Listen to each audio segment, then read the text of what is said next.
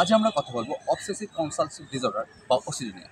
OCD এমন একটি মানসিক সমস্যা যেখানে একজন ব্যক্তি বারবার অবাঞ্ছিত চিন্তা বা আবেশে থাকেন এবং সেই চিন্তাগুলি থেকে মুক্তি পেতে বাধ্যতামূলক আচরণ করেন।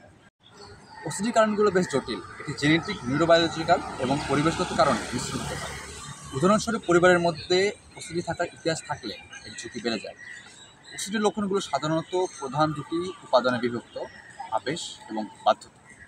আবেশ এবং বাধ্যতা আবেশগুলো হলো পুনরাবৃত্ত এবং অবাঞ্ছিত চিন্তা, যেমন জীবাণুর ভয় বা কোনো কিছু ভুল হওয়ার আশঙ্কা।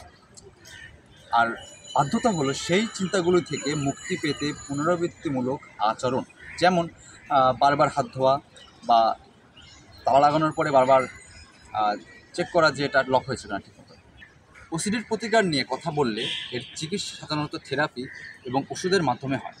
কগনিটিভ বিহেভিয়ার থেরাপি বা সিবিটি এবং বিশেষ করে এক্সপোজার এবং রেসপন্স প্রিভেনশন থেরাপি ওসিডির চিকিৎসায় খুব বেশি কাজ করে।